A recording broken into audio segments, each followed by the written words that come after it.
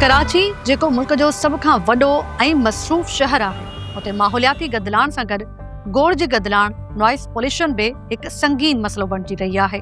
शहर जे रोडनि ते ट्रैफिक जो गोड़, गाॾियुनि जा प्रेशर, हॉर्न, सनती इलाक़नि में हलंदड़ वॾियूं मशीनूं, घरनि ऐं घिटियुनि में जनरेटर्स जा आवाज़ ऐं मुख़्तलिफ़ तक़रीबुनि में तेज़ आवाज़ वारा स्पीकर शहरनि जी सिहत लाइ ख़तरो बणिजी रहिया आहिनि। कराची जा केतिराई रोड हाणे अहिड़ा महसूस थियनि था ॼण उहे गोड़ जूं बाज़ारूं बणिजी विया हुजनि, जिते लाॻीतो गोड़ इंसानी जिस्म ऐं ज़हन ते नाकारी असर विझी रहियो आहे।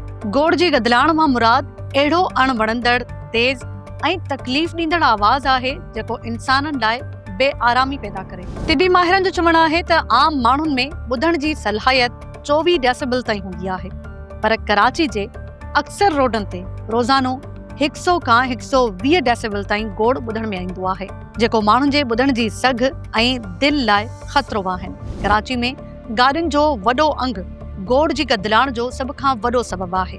प्रेशर हॉर्न जो इस्तेमालु, बिना ज़रूरत हॉर्न वॼाइण, बसूं, ट्रकूं, मोटरसाइकिलूं ऐं ॿियूं गाॾियूं, ट्रैफिक जाम दौरान मुसलसल आवाज़, इहे सभु शयूं शहरनि लाइ ज़हनी ऐं जिस्मानी तकलीफ़ जो सबबु बणिजनि थियूं। कराची जे सनती इलाक़नि में वॾियूं मशीनूं, फैक्ट्रियूं, जनरेटर्स ऐं ॿिया औज़ार तमामु तेज़ आवाज़ पैदा कनि था। सनती शोर लाॻीतो बर्दाश्त करण सां कारकुननि ऐं भरपासे रहंदड़ माण्हुनि जे ॿुधण जी सलाहियत मुतासिर थी सघे थी।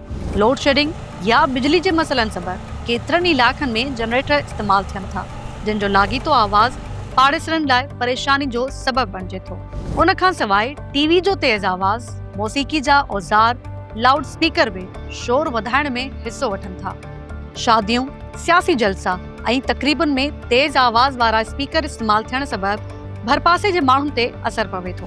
मुसलसल तेज़ आवाज़ ॿुधण सां कननि जे परदनि खे नुक़सान पहुची सघे थो, जंहिं सबबि ॿुधण जी सलाहियत घटिजी सघे थी। तिबी माहिरनि मूजिबि घणो शोर जिस्म में दबाव वधाए सघे थो, जंहिं सां हाई ब्लड प्रेशर, दिलि जूं बीमारियूं, रत जी गर्दिश जा मसइला पैदा थी सघनि था।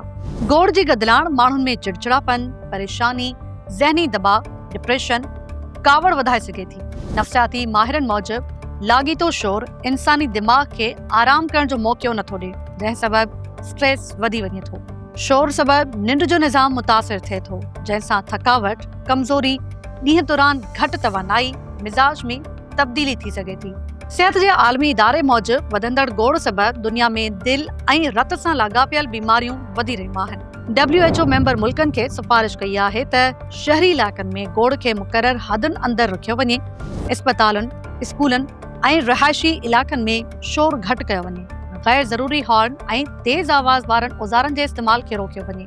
मुख़्तलिफ़ उपाउ ऐं तरीक़ा इख़्तियार करे गोड़ जी गदिलाण खां बची सघिजे थो, जिन में स्कूलनि, इस्पतालुनि ऐं हसास इलाक़नि में हॉर्न जे इस्तेमाल ते पाबंदी, गाॾियुनि में गैर कानूनी प्रेशर हॉर्न ख़िलाफ़ कार्रवाई, सनती इलाक़नि में आवाज़ घटाइण वारा निज़ाम लॻाइण, वणनि जी पोख वधाइण, छो त वण शोर जज़्ब करण में मदद ॾियनि था।